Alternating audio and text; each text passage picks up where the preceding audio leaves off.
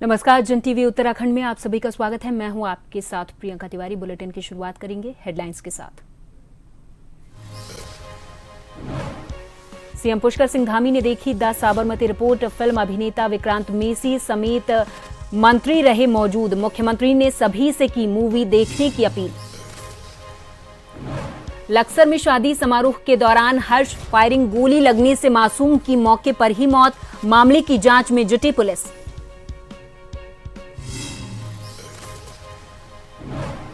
अडानी मामले में कांग्रेस में आक्रोश। रानीखेत में केंद्र सरकार का फूका पुतला। उद्योगपति गौतम की गिरफ्तारी की उठाई मांग।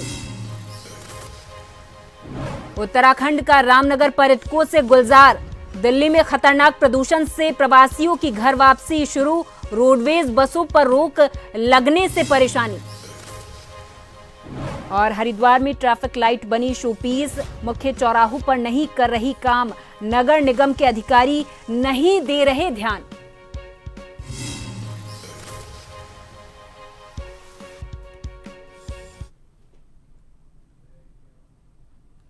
और अब खबरों को जानेंगे विस्तार से। देहरादून में स्थित एक निजी मॉल में द साबरमती रिपोर्ट फिल्म का अवलोकन मुख्यमंत्री पुष्कर सिंह धामी के द्वारा किया गया है, जहां इस दौरान फिल्म अभिनेता विक्रांत मैसी सहित कई मंत्री और अधिकारी मौजूद रहे।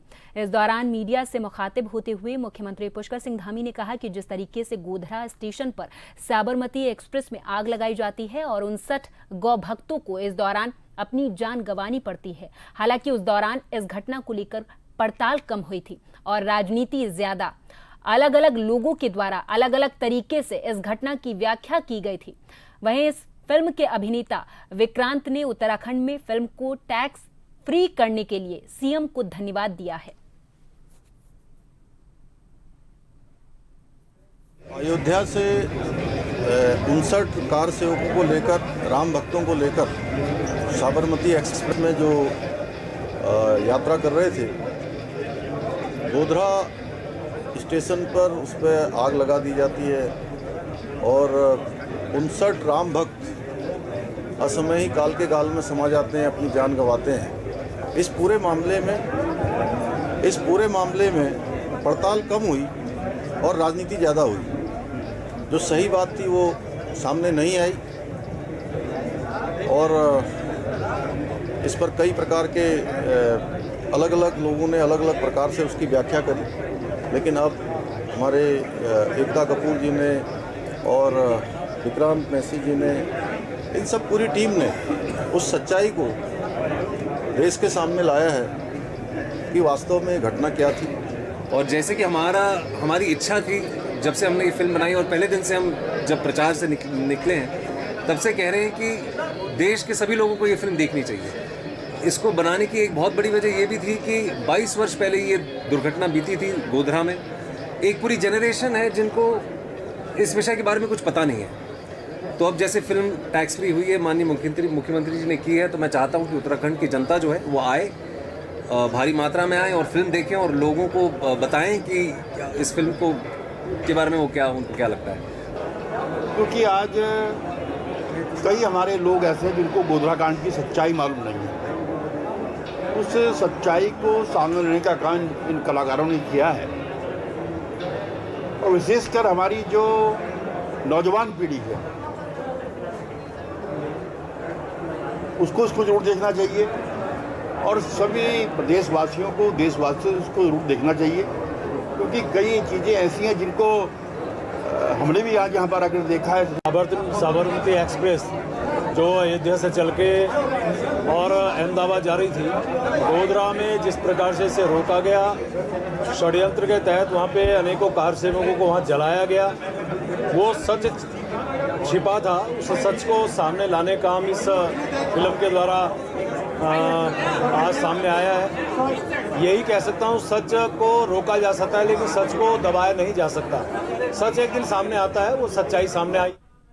और हमारे साथ देहरादून से हमारे संवाददाता शैलेंद्र पांडे अधिक जानकारी के साथ फोन लाइन पर जुड़ गए हैं। शैलेंद्र, द साबरमती रिपोर्ट एक ऐसी मूवी जिसे टैक्स फ्री कर दिया गया, पहले हरियाणा में, फिर मध्य प्रदेश और उत्तराखंड में। उत्तराखंड के सीएम पुष्कर सिंह धामी ने एक्टर विक्रांत मैसी के साथ इस मूवी को देखा। कई मंत्रीगण और अधिकारी इस दौरान मौजूद रहे। मूवी का रिव्यू क्या बताता है और उत्तराखंड के सीएम पुष्कर सिंह धामी का इस मूवी को लेकर क्या कहना है, शैलेंद्र।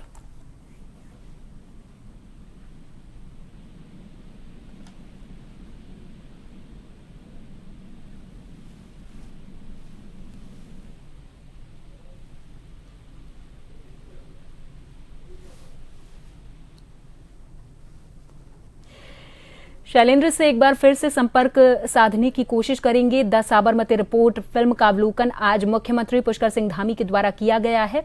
इस दौरान अभिनेता विक्रांत मैसी सहित कई मंत्री और अधिकारी मौजूद रहे। हालांकि इस मूवी को हरियाणा में, मध्य प्रदेश और फिर इसके बाद उत्तराखंड में टैक्स फ्री कर दिया गया है। गुजरात में भी टैक्स फ्री किया गया है, जिससे अधिक से अधिक लोग इस मूवी को देख सकें और जान सके कि आखिर इस मूवी की सच्चाई क्या है। उस समय जब गोधरा कांड हुआ था, उस वक्त की सच्चाई क्या है। और एक बार फिर से हमारे साथ हमारे संवाददाता शैलेंद्र पांडे अधिक जानकारी के साथ जुड़ गए हैं फोन लाइन पर। शैलेंद्र, इस मूवी से जुड़े एक्टर, द साबरमती रिपोर्ट के एक्टर विक्रांत मैसी ने आज उत्तराखंड के सीएम पुष्कर सिंह धामी से मुलाकात की है। इस दौरान धन्यवाद भी दिया है टैक्स फ्री करने को लेकर। हरियाणा, मध्य प्रदेश और अब उत्तराखंड में इस मूवी को टैक्स फ्री किया गया है। पूरी जानकारी विस्तार से दीजिए शैलेंद्र।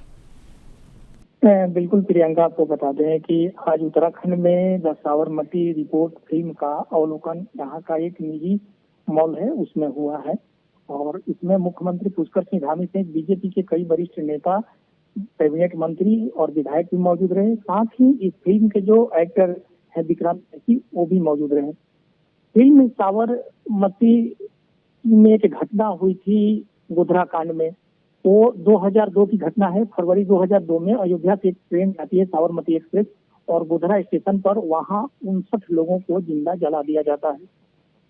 ये एक बहुत बड़ी दर्दनाक उस समय की घटना थी। भारत में इसी पहली घटना थी कि जिसमें ट्रेन में इतने लोगों को एक साथ जला दिया गया हो। उसमें कई तरह के रिपोर्ट आए थे, पहले सरकार की बहुत सारी जांची रिपोर्टें आई, उसके बाद ये फिल्म बनी है और इस फिल्म में उस सच्चाई को उजागर करने का काम किया गया है।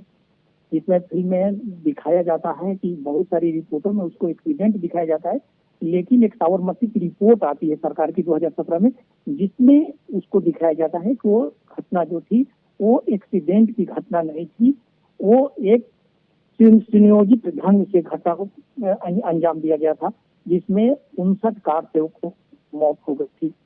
इस फिल्म को देखने के बाद मुख्यमंत्री पुष्कर सिंह धामी ने कहा कि लोगों के सामने सच्चाई आई है, लोग देखेंगे। साथ ही उन्होंने इस फिल्म को उत्तराखंड में भी टैक्स फ्री कर दिया है।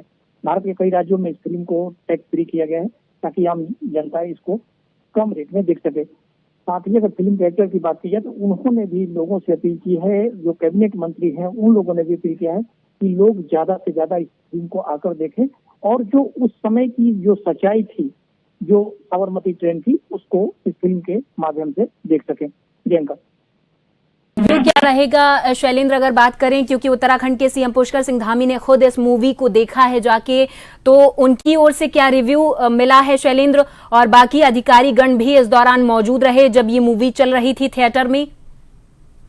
बिल्कुल प्रियंका, आपको बता दें कि ऐसा कम समय होता है कि नेता या मुख्यमंत्री जो हो बैठ करके पूरी फिल्म को देखता हो।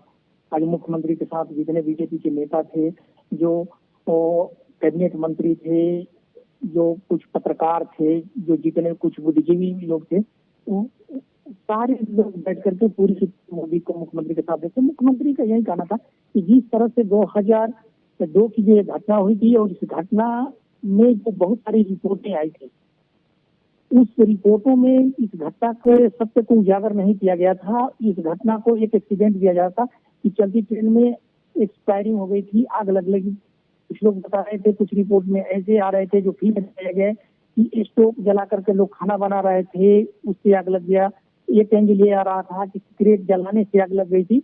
तो इस फिल्म में सारी चीजों को दिखाया गया है। लेकिन जब साबरमती का जो रिपोर्ट आया, साबरमती के 2017 में जो रिपोर्ट आई, तो उसमें इस चीज पर खुलासा हुआ कि नहीं, जो एक्चुअल ये घटना थी वो इस घटना को सोच समझ के या अंजाम दिया गया था, न कि एक एक्सीडेंटल घटना नहीं थी साबरमती का। तो मुख्यमंत्री का वही कहना था कि बहुत एक पॉलिटिकल था, क्योंकि उस समय नरेंद्र मोदी वहां के मुख्यमंत्री थे। तो एक बहुत बड़ा मुद्दा ये चलता रहा, चाहे 2014 का चुनाव हो या 2019 का चुनाव हो, चाहे गुजरात में जब भी चुनाव हो, तो गोधरा कांड एक बहुत बड़ा कांड था। इसका हमेशा उजागर होता रहता था। इस पर मुख्यमंत्री पर भी आरोप लगा करते थे। उस समय के तत्कालीन जो मुख्यमंत्री थे नरेंद्र मोदी। तो इन सबों को रिपोर्ट करके वही मुख्यमंत्री का जो उत्तराखंड के मुख्यमंत्री उनका कहना था कि अब जनता के सामने ये सच्चाई आ रही है कि ये घटना किस तरह से हुई, और लोगों में इस फिल्म को देखेंगे तो इस घटना के बारे में जानकारी पड़ेगी और लोगों के सामने सच्चाई इस फिल्म का माध्यम से आया है।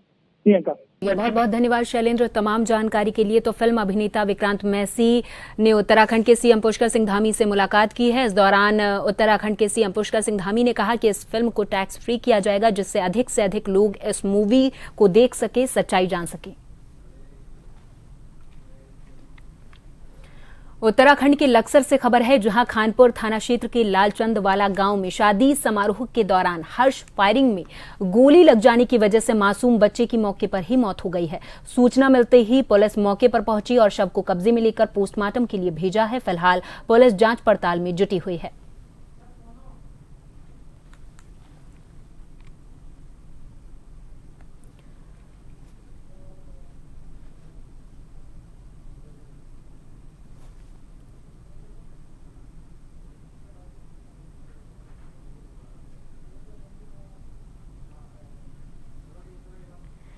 तो हर्ष फायरिंग में गोली लगने की वजह से मासूम बच्चे की मौके पर ही मौत हो गई। हालांकि हर्ष फायरिंग को हर जगह बैन किया गया है और कहा है कि शादी समारोह में असलहे का प्रयोग ना किया जाए, लेकिन फिर भी लोग इन हरकतों से बाज नहीं आते हैं और असलहे लेकर जाते हैं और वहां पर हर्ष फायरिंग करते हैं। हालांकि हर्ष फायरिंग को लेकर कई बार इस तरीके की घटनाएं सामने आ चुकी हैं।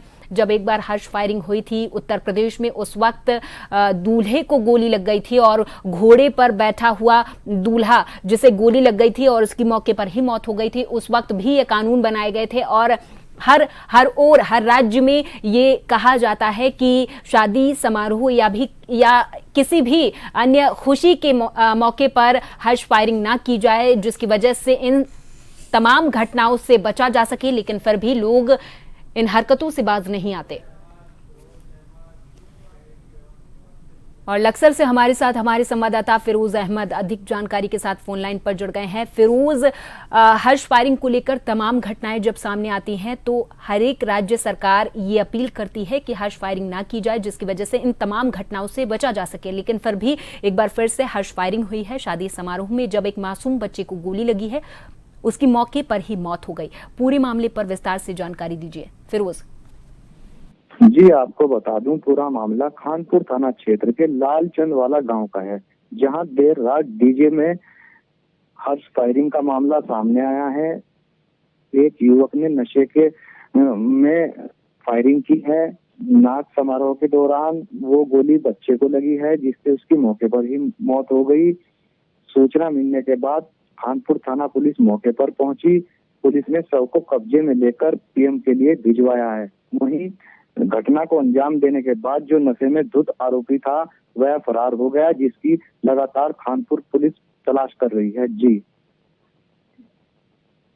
फिरोज, जब इस बच्चे को गोली लगी और इसकी मौके पर ही मौत हुई है, तो परिजनों का इस मामले पर क्या कहना है और क्या अब इस मामले पर कोई कार्रवाई की जाएगी जिसकी ओर से यह हर्ष फायरिंग की गई है?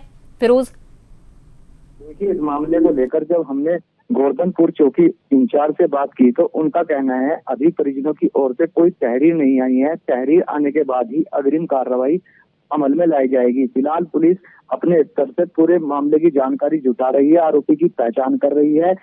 पुलिस का कहना है जैसे ही परिजन तहरीर देते हैं तो उसके हिसाब से अग्रिम कार्रवाई इसमें करी जाएगी। जी, बहुत बहुत धन्यवाद फिरोज तमाम जानकारी के लिए। नजर बनाए रखिए। शादी समारोह में बच्चे को गोली लग गई और उसकी मौके पर ही मौत हो गई है। ब्रेक के बाद एक बार फिर से आप सभी का बहुत स्वागत है। दिल्ली में बढ़ रहे प्रदूषण के बाद जहां उत्तराखंड के रामनगर में पर्यटकों की संख्या लगातार बढ़ रही है, तो वहीं दिल्ली में काम करने वाले उत्तराखंड के लोगों ने अब प्रदूषण के बाद घर वापसी भी शुरू कर दी है।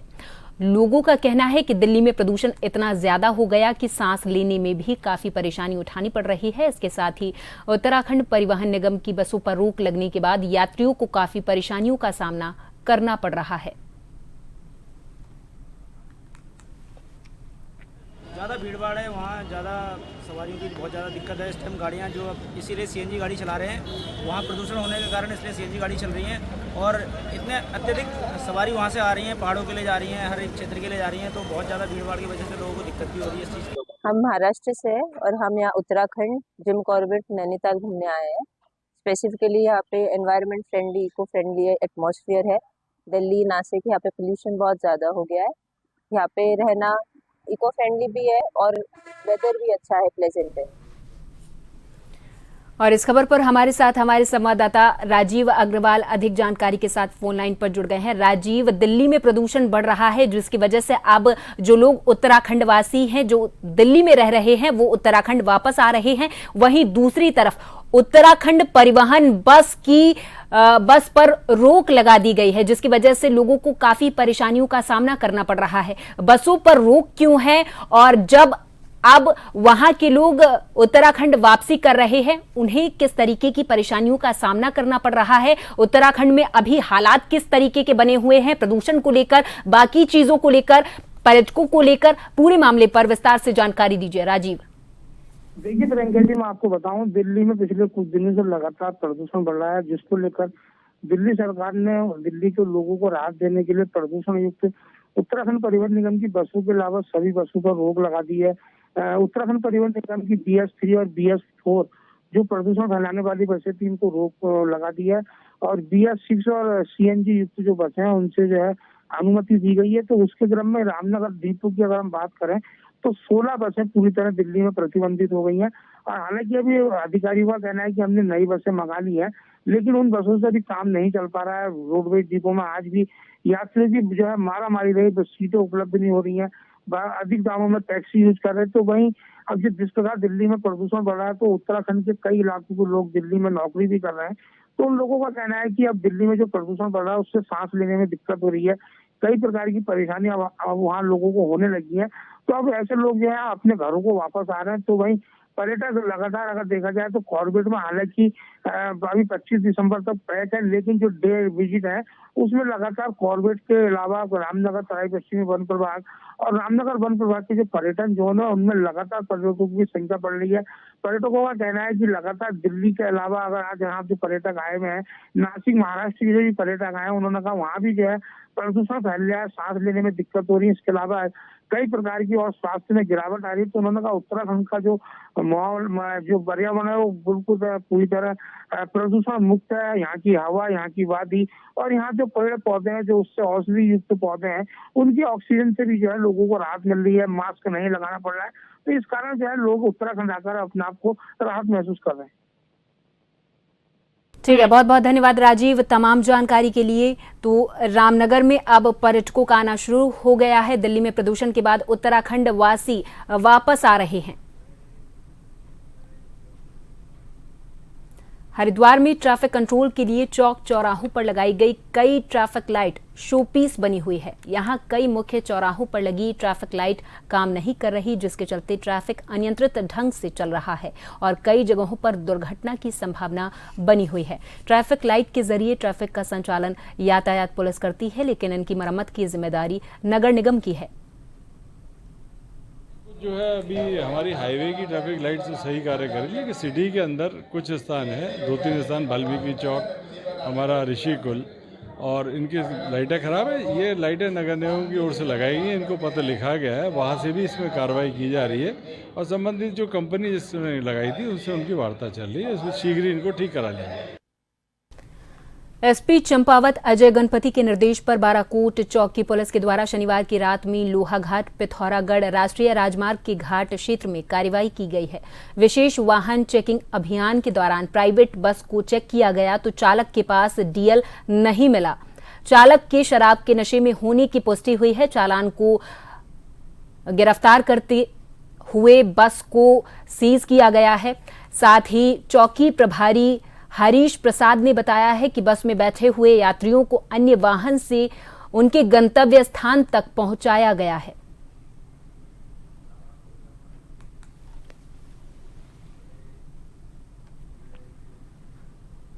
उद्योगपति गौतम अडानी पर कथित रिश्वतखोरी और धोखाधड़ी का आरोप लगाया गया है। अल्मोड़ा के पर्यटन नगरी रानीखेत विधानसभा में कांग्रेस कार्यकर्ताओं ने गांधी चौक रानीखेत पर केंद्र सरकार का पुतला फूंका है और गौतम अडानी की गिरफ्तारी की मांग उठाई है। वहीं इस घटनाक्रम में सरकार आंखें मूंदे बैठी है, जो अत्यंत आश्चर्यजनक है। ये स्थिति देश के लिए चिंता का विषय बनी हुई है। सरकार से जल्द अडानी के खिलाफ कार्रवाई की मांग की गई है। साथ ही उन्होंने कहा कि अमेरिका में अडानी पर लगे आरोपों से यह स्पष्ट होता है कि वहां FCPA कानून का उल्लंघन हुआ है। ये साफ तौर पर प्रतिभूति धोखाधड़ी और वायर धोखाधड़ी का मामला है। आज हम सब कांग्रेस जन यहाँ पर गांधी चौक पर इकट्ठा हुए हैं। गौतम अडानी जी का जो कृत्य है, विदेश में भी जो उनकी FIR दर्ज हुई है और हमारे भारत में सरकार के अधिकारियों को 2000 करोड़ की रिश्वत देने का जो मामला सामने आया है, उसके विरोध में हम केंद्र सरकार का पुतला दहन करने के लिए यहाँ पर इकट्ठा हुए हैं और हम इस सरकार की घोर भर्त्सना करते हैं, जो कि अडानी और अंबानी को बचाने का काम हमेशा करती हैं और उनको ऐसे कृत्यों को करने के लिए प्रोत्साहित करती हैं और उनको अपना जो है वरद हस्त उनके सर पे रखती है। इसकी हम घोर भर्त्सना करते हैं। पहाड़ की पीड़ा और समस्याओं पर बनी फिल्म धरती मेयर कुमाऊं की इन दिनों उत्तराखंड के सिनेमा घरों में धूम मचा रही है। फिल्म के डायरेक्टर जयश्री किशन नौटियाल लालकुआं पहुंचे, जहां हल्दूचौर स्थित मल्टीप्लेक्स सिनेमा घर में मीडिया से बातचीत करते हुए उन्होंने कहा कि उनकी ये फिल्म पहाड़ की समस्याओं पर आधारित है। फिल्म रोजगार और स्वास्थ्य समस्याओं को उजागर करती है। फिल्म डायरेक्टर जयश्री किशन नौटियाल ने बताया है कि फिल्म उत्तराखंड के नौजवानों को संदेश भी देती है कि हम कहीं और किसी भी मुकाम पर पहुंच जाएं, लेकिन हमें अपने पैतृक क्षेत्र से हमेशा जुड़ाव रखना चाहिए और हर संभव उसके विकास के बारे में सोचना चाहिए।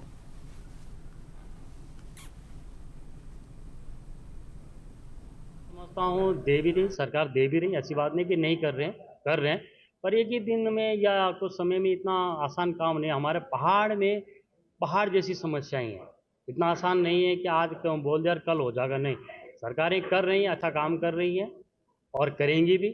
हाँ, जहाँ तक प्लान की बात है, प्लान को मैं ये कहना चाहूँगा, प्लान को रोकना ना कायम मतलब हो ही नहीं सकता। प्लान क्या है, एक अपनी बात है। प्लान तो शहरों से भी हो रहा है अपने, हाँ मैं वही कह रहा हूँ, प्लान तो शहरों से भी हो रहा है। अपनी रोजी रोटी के लिए लोग देश के किसी कोने कोने, कोई बम्बई है, कोई दिल्ली है, कोई पंजाब है, यहाँ तक तो विदेशों में भी है। मूवी बहुत अच्छी है। उद्देश्य बस यही है कि हमें, चाहे हम कितने भी बड़े बन जाए, चाहे कितने ही आगे बन जाए, चाहे कितने ऊंचे मकाम पे पहुंचे, पर हमें अपना जहाँ हमारी जन्म हुआ है उस भूमि के लिए हमें मरते दम तक कार्य करना चाहिए। बस मूवी में जो देखा कुछ युवाओं को, नई पीढ़ी है क्या पीछे? हाँ, नई पीढ़ी, आजकल तो नई पीढ़ी वैसे भी बहुत जागरूक है इस चीज़ को लेके कि हमें अपनी देवभूमि के लिए बहुत कुछ करना है। पर अभी भी कुछ लोग ऐसे हैं जो कुछ नहीं करते हैं या फिर कुछ देख के भी कुछ अनदेखा कर देते हैं चीज़ों को, वो गलत है। पर अभी की जो जनरेशन है वो बहुत सक्रिय है इस चीज़ को लेकर। और इसी के साथ इस बुलेटिन में फिलहाल के लिए मेरे साथ बस इतना ही। आप देखते रहें जन टीवी। नमस्कार।